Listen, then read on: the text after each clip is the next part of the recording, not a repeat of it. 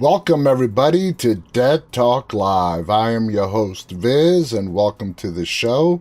I want to take this minute. It's been a little bit over a week since we last spoke, and I got to apologize for that. It's just that October was insanely busy for us. I mean, it was just nonstop with the movie releases, the requests, all the interviews we did, so I needed a break. So I took the last week off, but I'm very happy and excited to be back with you guys. Now, I'm sure you're all wondering, what the hell am I doing here alone? Normally there's somebody next to me. I have a guest on the show, but nope. Today we are kicking off something new, non-interview shows to go along with our celebrity guest interviews as well. But we, on these solo shows, as I like to call them, we're going to be bringing you reviews, the latest entertainment headlines, all with your participation in the program. So we're just going to be going over everything, chatting amongst ourselves, and just kicking back. And I get to talk to you guys get to talk to me. So I'm really looking forward to it. I think I'm very excited about it. Just a little notice about how this is all going to play out. For the rest of this year, these non-interview episodes are going to be free to everybody. But starting on January 1st, we are going to make them accessible to our subscribers only. Now, you can become a subscriber to us on Instagram, Facebook, and YouTube, all for $2.99 a month. You will get these exclusive solo shows where we just kick back and talk all things entertainment. They are going to be with our celebrity guests after shows where we gather up and talk about the interview that we just had, movies, exclusive content, giveaways, everything for $2.99 a month. So if you're interested, you can subscribe, like I said, on Instagram, Facebook, and YouTube, and you get all the stuff I just mentioned. But the solo shows for the rest of the year are going to be available to everybody, so you guys can see what you might be interested in or might not be interested in. It's completely up to you, but why not, right? So anyway, I hope everybody's doing well. We have lots to talk about tonight. As you all know, this is live, streaming simultaneously on 7 different social media platforms. I'm not going to name them all because, shoot, I probably can't remember them all anyways. So let's see what we have on our list here. We're going to make this very viewer interactive. So I would like to encourage you guys, if you have any questions, if you just want to chime in on anything we're talking about, you can call in. Okay, here's the number right above me. If you're overseas, you can use Skype. Just open it up, look up Dead Talk Live, and you'll find us. And it's a free Skype to Skype call. So if you want to chime in, call into the show, talk to me, talk about whatever it is we're talking about, whatever's on your mind, please feel free to do so. I'm going to take the number down for now, but I'll bring it back up again in just a little bit.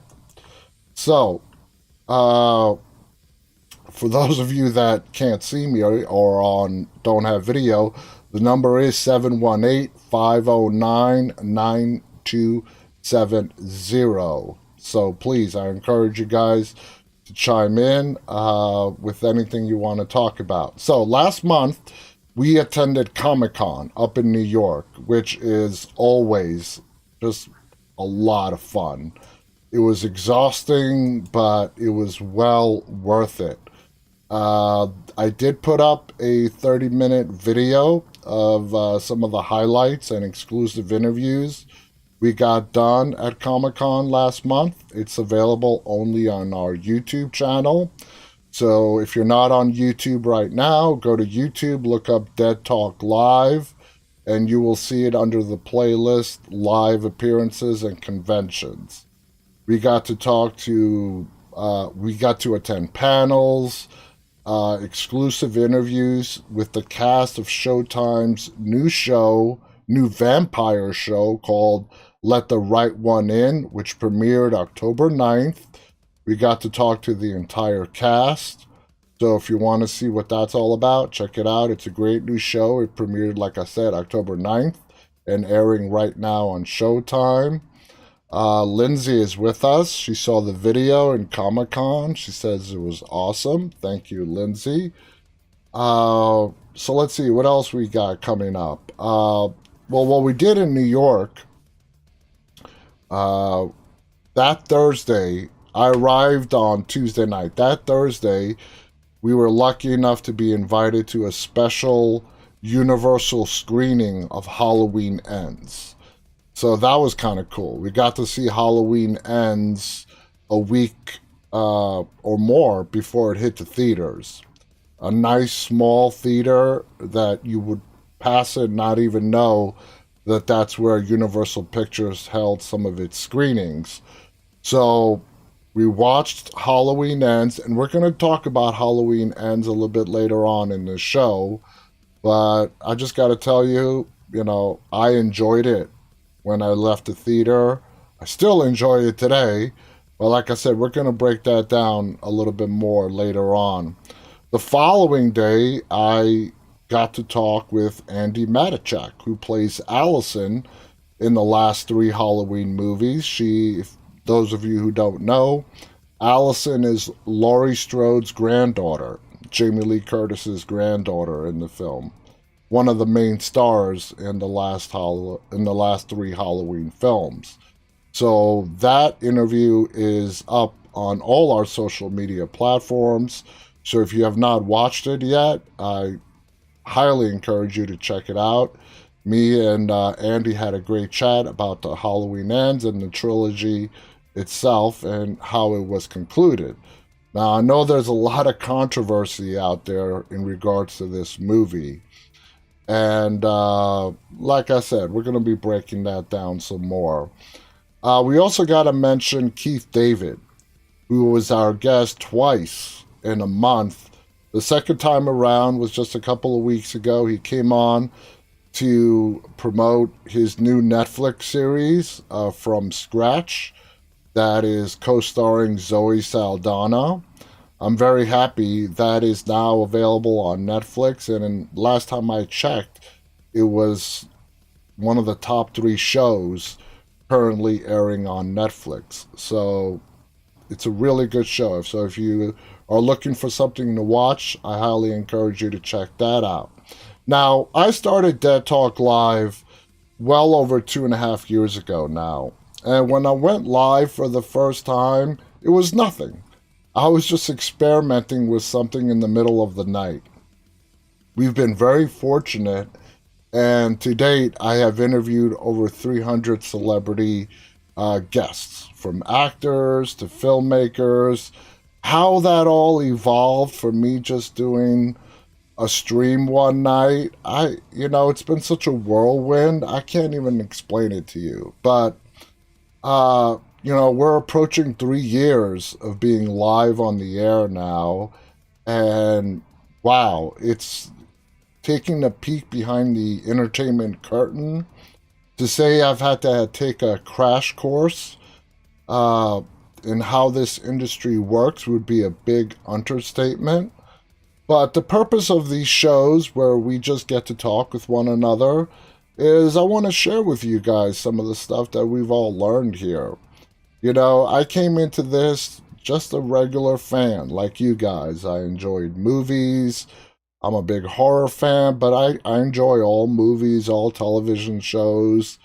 And getting into this industry and finding out on our own, basically. There's no book. There was really nobody leading us down the path, but just trying to figure out how everything works, who's who in the game, has been an amazing experience on how entertainment in movies and television works. And I just like to share it with you guys. So, as we go along with these solo shows, I am going to be sharing information, probably to the dismay of a lot of people in the entertainment industry, but I've got nothing that bad to say, trust me. It's just like any other industry, but with its own rules and, unwritten rules, I should say. So a lot of it is going to come out in the conversations we have. Hopefully, it's going to come from questions that you guys have when you call in. And that's the whole point of us doing these shows where we don't have a celebrity guest. And we want to make this sort of a regular thing. We want to do at least one a week, maybe more if the schedule allows it. So let's see how it goes. Now, before we continue, there is a movie out right now on Shudder that is called Deadstream. The only reason why I heard of this movie is I came across it in an article of recommended movies to watch this Halloween. So I watched this movie, Deadstream. Like I said, it's available on Shudder. It's a horror comedy. Little brief synopsis. It's about a live streamer who is a self-professed coward. So what he does is he faces all his fears on this live stream.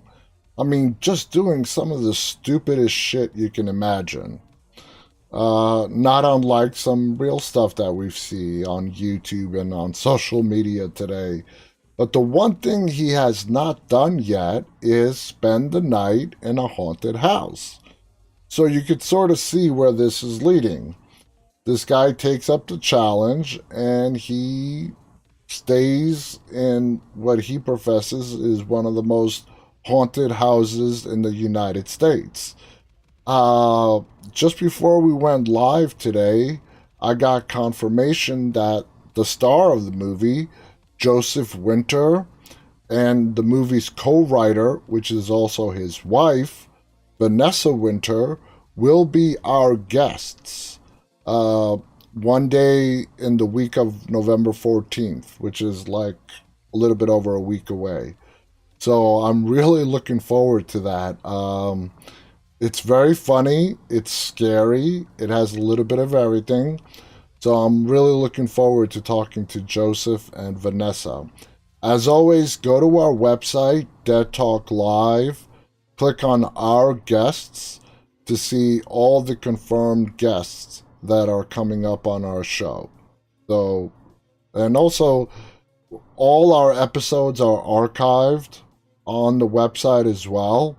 So if you want to check out a prior interview or whatnot, again, it's deadtalklive.com. Go there, click on our guests to see all our upcoming and prior guests, see some featured episodes, meet the team, and a whole bunch of other stuff. So, now, with that out of the way, let's go back to Halloween Ends. Now, like I said, let me bring up the phone number again so you guys can see. All right, there's the number. If you want to call into the show to talk about Halloween Ends, please feel free to do so. The number is 718-509-9270 if you're in the United States. If you're outside the United States, all you got to do is use Skype. Look us up under Dead Talk Live, and it's a free Skype-to-Skype call. So, I came across this article like last week sometime, and I had to do a double take. Now, fans started a petition for Universal Pictures to reshoot Halloween Ends. I had to laugh. I'm sorry. God bless the fans and all that. But let me show you the article, okay? So here's the article. Halloween Ends petition launched to reshoot the film following fan complaints. Now, I gotta tell you guys first off that when it comes to, entertainment, 90% of any publicity geared towards the movie or television show, whether it's bad reviews, good reviews, is good publicity because it's going to get you to watch it pretty much, and it's going to end up making the studio money. But I don't know, man. When I saw this headline, I really had to do a double take. Universal Pictures, I could only imagine what went through their minds when they got wind of this. So, a bunch of fans are not happy with Halloween Ends. And that's putting it mildly. I enjoyed the film, okay? And I gotta make that very, very clear. I did not like Halloween Kills.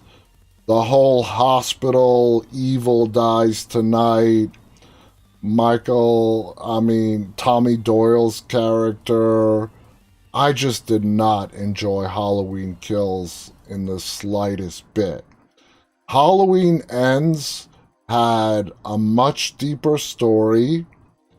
The characters were more three-dimensional. I loved, the introduction of the character Corey and what he brought to the movie. But yeah, Universal is not going to reshoot this movie. So, I applaud the fans for becoming involved and starting this petition. But at the end of the day, all you're doing is, if your gripe is against the movie that bad, doing something like this that's going to capture sort of mainstream media attention is only going to make more money for Universal Pictures. Okay, a lot of people have signed this petition. Efrain, who's one of our producers, says they have over 15,000 signatures on it already. Want to welcome Harry Brady, who's joining us on YouTube. But anyway, Universal is not going to reshoot this film. It's not going to happen. But most of all publicity is good publicity. Just the mere fact that this petition was launched and that 15,000 people signed it already and it's making the news, it's going to make more people who really were not even planning on watching Halloween Ends, it's going to make them watch the movie. And in the end, it's going to end up making Universal Pictures more money. So, whether you like the movie or don't like the movie, everyone has a right to their opinion. Like I said, I enjoyed the film. I thought it had a much deeper story. The characters were well developed. And after so many Halloween movies, and Michael Myers having him come back, movie after movie, we know there's no way to traditionally kill this guy. And what Halloween Ends does is it sort of personifies the whole mythology of the shape, evil, and that you can't kill it. And in Halloween Ends, it shows how evil can take on different forms. Now, this is just a little bit of a spoiler alert here. I am going to reveal some spoilers in regards to Halloween Ends. And the way that was done in Halloween Ends was with Corey sort of wanting or becoming Michael Myers. And Michael Myers, during the first half of the film, let him live because there was that moment where he had him. Michael Myers could have very easily squeezed the life out of him. And they had that moment where they were looking into each other's eyes, and Michael saw something in Corey, something that he recognized in himself, and he let him live. And Corey brought him a victim. And he asked Michael to show him how it's done, how he kills. I think that's where a lot of fans really did not like the film. And they didn't like the ending. But come on. If you're going to name a movie Halloween Ends, and you can't just do what's been done in the prior umpteen films, okay? You can't stab Michael. You can't throw him in front of a moving car and then have the credits roll. You know he's going to come back. All right? So, my theory all these years was if you were going to truly eliminate Michael Myers, and I've said this to a lot of my friends, is you cut him up into little pieces and you ship him to different parts of the world. All right? In Halloween Ends, they did the next best thing. They put him through a grinder and they grinded him up pretty good. So Michael Myers, unless he comes back in spirit form, is dead. You know? And the town of Haddonfield coming together to realize what it's going to take to rid themselves of this evil. How else would you guys have ended it? Okay? How else would you have ended Halloween Ends and have everybody believe that, yeah, Michael Myers is truly dead? So, anyway, enough about that. But I enjoyed the film. I thought it was much better than Halloween Kills. I think with these last 3 Halloween movies, what really got us spoiled was Halloween 2018, the first one. John Carpenter was very actively involved in that one. It was a fantastic film. And that just built up. It revitalized the Halloween franchise. From being these, for decades, from being these slash and hack Michael Myers just kills movies, it revitalized the franchise. That's how good 2018 was. And then that really built up the expectations for Halloween Kills and Halloween Ends. And then, of course, COVID hit. Everything got pushed back a year, which built up the anticipation even more. Halloween Kills comes out. Big disappointment for me. Halloween Ends. I enjoyed it. Not as much as 2018, but I enjoyed it. A lot of people did not. But like I said, I think Halloween 2018 just spoiled us. And it really just revitalized the franchise and juiced us up for the other 2 movies to be just as, if not better. And that just did not happen. So, anyway, let's go on to some news now to see what's floating around in the headlines. Now, there we go. House of the Dragon.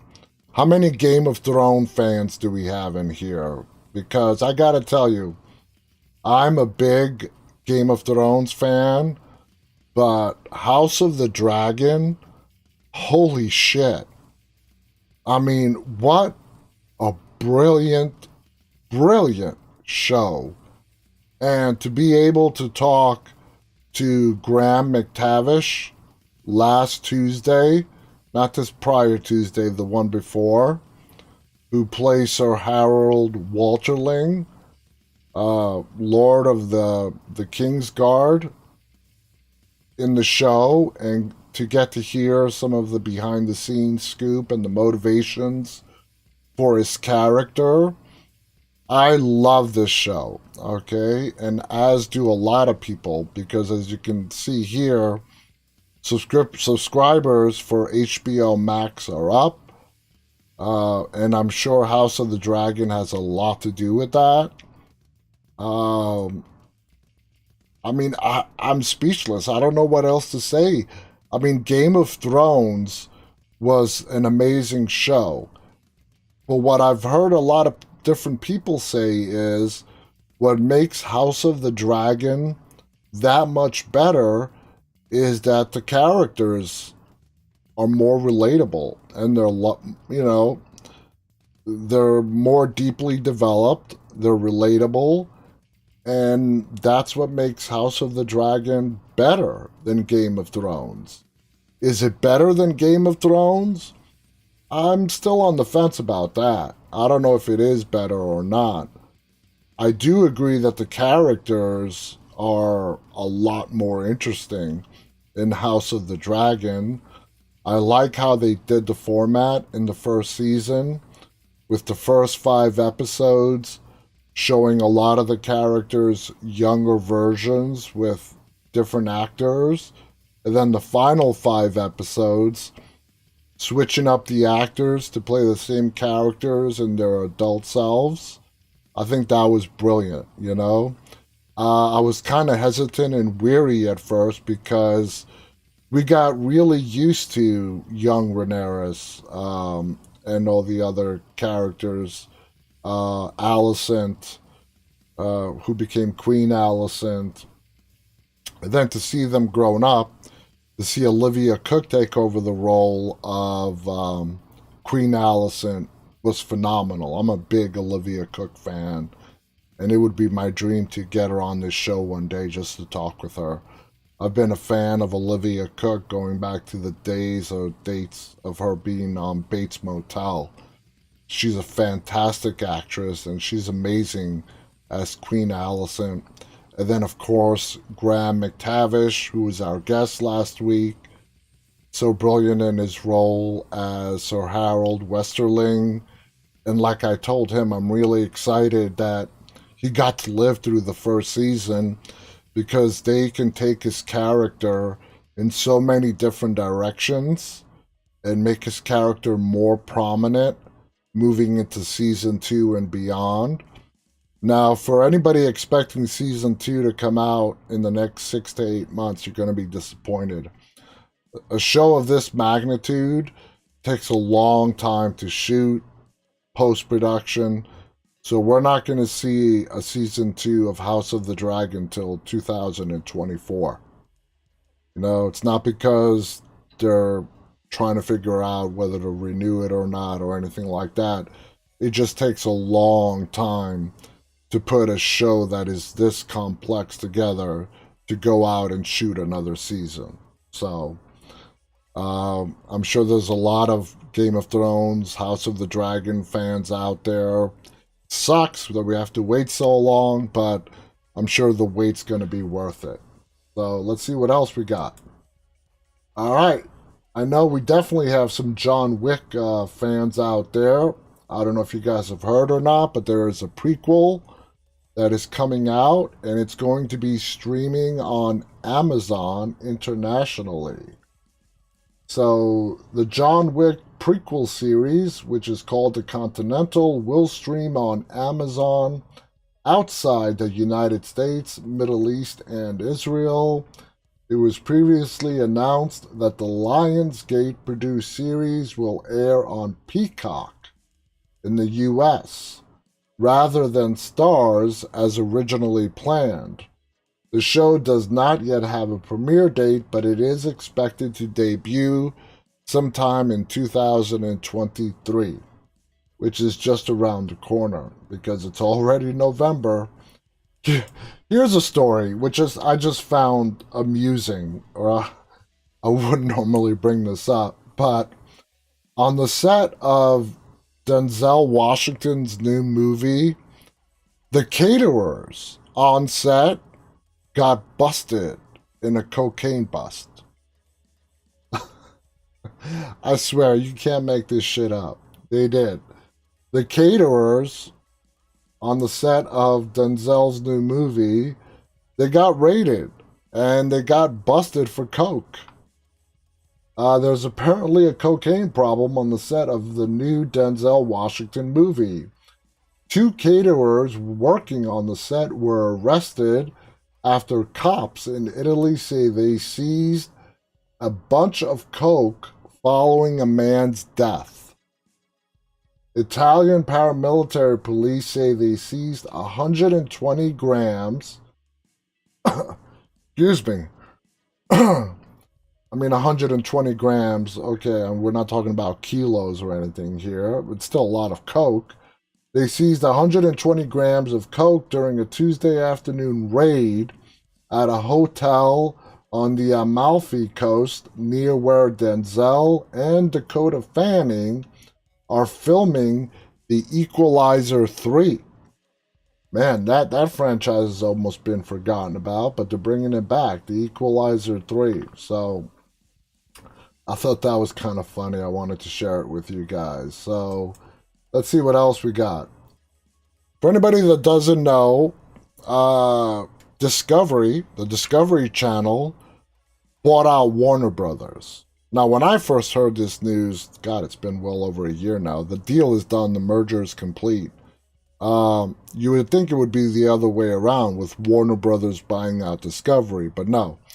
Discovery bought out Warner Brothers, Warner Media. It has control of like pretty much the whole DC universe now. But they are going to be combining their streaming services. Warner Brothers' big streaming service is, of course, HBO Max. Discovery is Discovery Plus. They are going to be combining them. So what this basically talks about, and this has been one of the biggest stories today, is of course the price is going to go up, which sucks for us as the consumer. By the time HBO Max debuts next spring as a fortified offering encompassing Discovery Plus, it will have gone 3 years without any adjustment to its price or ad experience on the cheaper subscription tier.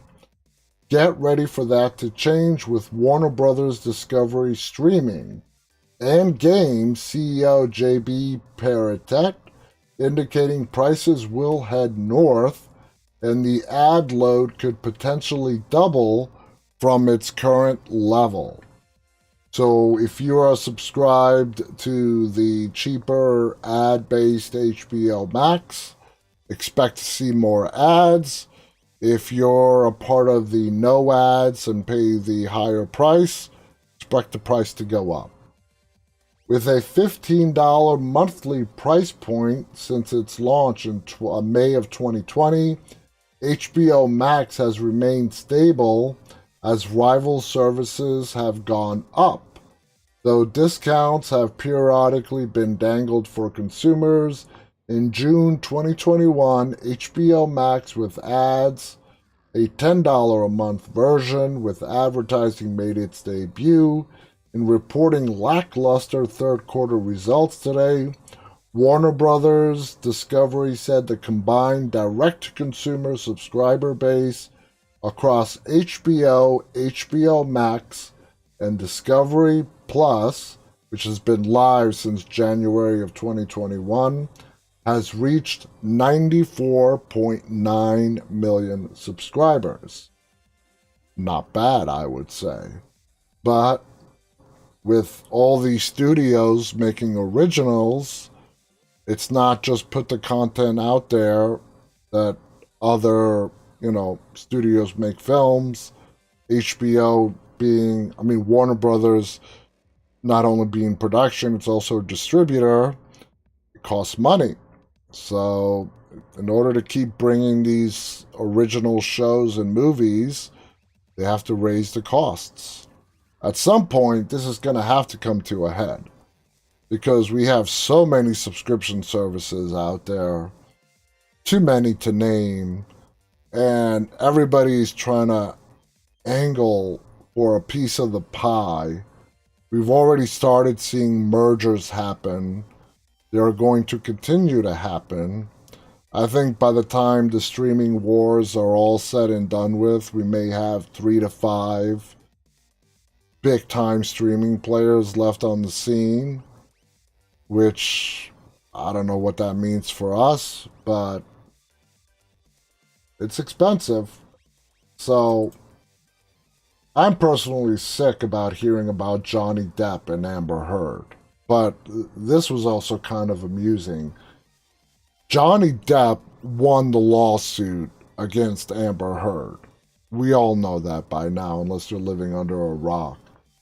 But he doesn't want to have to pay her that one little small victory that she got, where the jury awarded her $2 million for defamation. So he doesn't want to pay her the $2 million, even though he was awarded like $110 million. I might be off on that number, but this just goes to show you how damn spiteful they are towards each other. You know? He doesn't want to give her another red cent. And he's taking her back to court to appeal the defamation. So, if you're still interested in what's going on between Johnny Depp and Amber Heard, okay, he was awarded $10 million. Okay? So, even though he got awarded $10 million, she got awarded $2 million. He does not want to pay her $2 million. And after the verdict, I think we all saw and heard how she went on every media outlet that would listen to her, basically crying her eyes out on how she cannot afford to pay him the $10 million. Well, that's life. It sucks. So, anyway.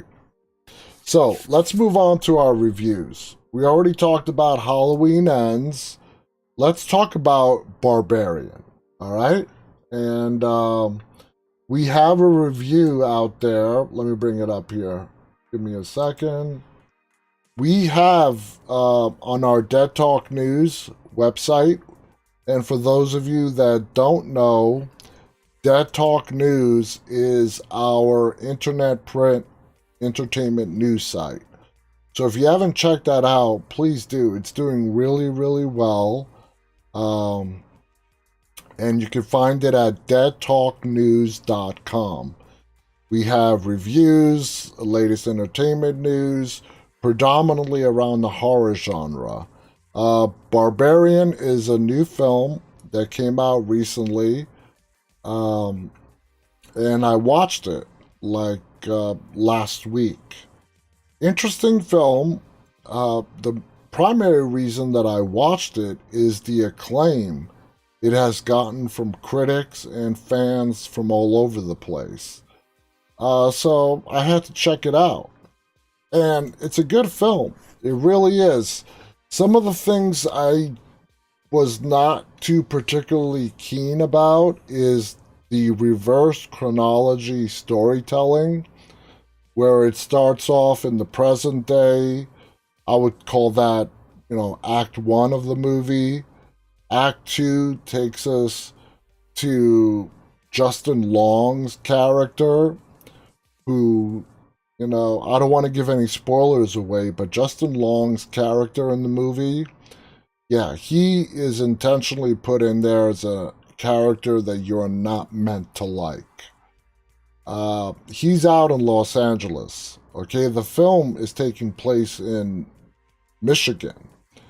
But anyway, through a series of events, he's like a director out in Los Angeles. He owns this property in Michigan. He's about to be bankrupt. So he flies back to Michigan to try to sell off some of his Michigan properties. Why Michigan? Because that's where he's originally from. So he goes to Michigan and he goes to his house, which he is renting out as an Airbnb. Now, what had happened before that in Act 1 is these two people that you see in the picture rented out the Airbnb because the company that rents it out screwed up, and it gave them the same house on the same dates. So here shows up this girl to check into her rented house, and some dude is already there. So it starts out as a really awkward situation, and like I said, I don't want to give any spoilers away, but we move into Act 3, and that's where it gets really, really weird. When you watch this film, when you read the synopsis to Barbarian, it's gonna throw you off. You're gonna think this person is the bad guy. But it really gets all twisted and turned as you go through the film. I didn't absolutely love it. I definitely didn't hate it. I enjoyed it. Just that whole reverse chronology, storytelling, the way the story was told, I just wasn't really too keen on that. But I do recommend, if you guys have some time on your hands, to check it out. It is great writing. The characters are very intriguing, and you can find it on HBO Max. God, I hope I didn't screw that up. It is on it's on HBO Max. I'm pretty sure it's on HBO Max. It just came out a few weeks ago on HBO Max. So if you're looking for something to watch, check out Barbarian. It's definitely worth your time, and let us know what you think about it. So. Now, the final movie that we're going to go over tonight is, well, Hellraiser. And let me first off, starting by telling you that when I found out that they were remaking Hellraiser, I'm like, oh man. Because the original, which is done by Clive Barker, who is the most brilliant author with a deranged, twisted mind when it comes to horror. I've had the pleasure of listening to him. Excuse me. I've had the pleasure of listening to him speak back in the day when he was doing the convention circuit. And he looks like a normal guy, but when you get to hear him explain how he comes up with some of his stories, it's like this, his brain is this big dark hole with this really sick and twisted shit. I mean, for anybody that has seen the original Hellraiser, you know what I'm talking about. So anyway, when I found out they were remaking Hellraiser, I'm like, this thing is not even going to come close to what Clive Barker was able to create back in the day.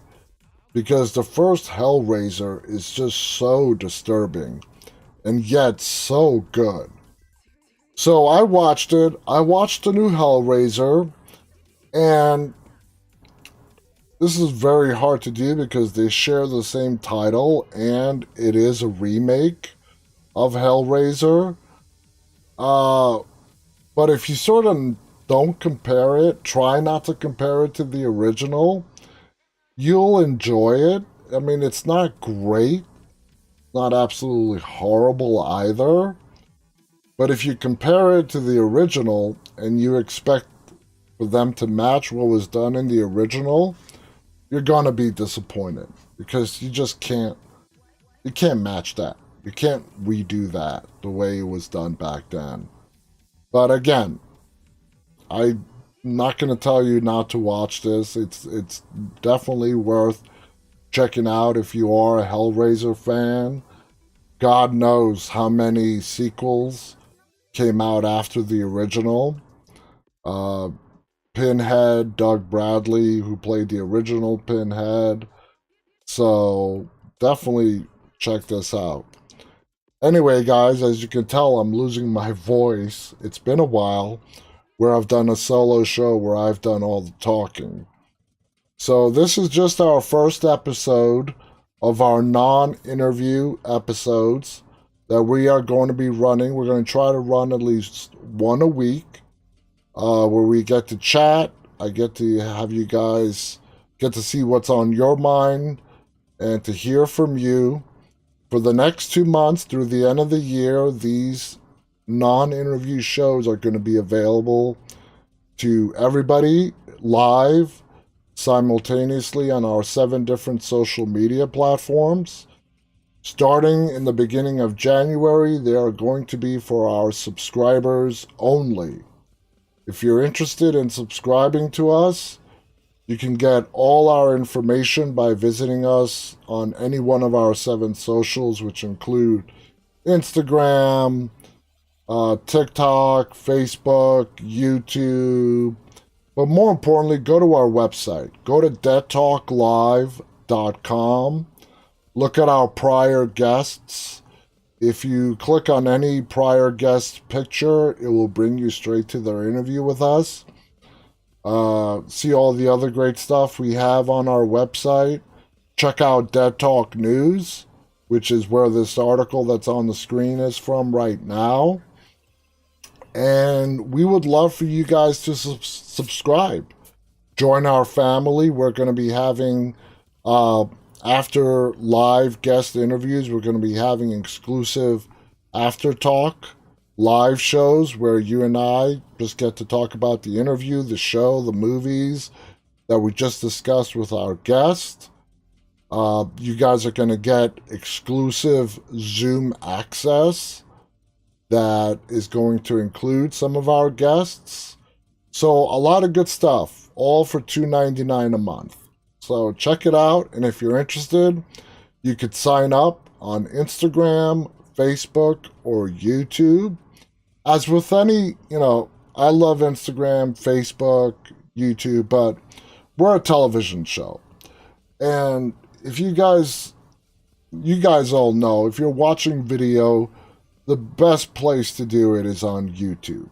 It's because it's a video service. So if you're going to subscribe, you could do it on Instagram, Facebook, you get the exact same stuff. But personally, I would do it on YouTube because it's a video service and we're a video show. So check it out. Anyway, guys, thank you so much. Like I said, keep tabs on our upcoming guest list on our website. Again, deadtalklive.com. We'll be coming back at you again starting next week with some interviews and another live show where we get to chat. Until then, stay safe, stay walking. Good night, everybody.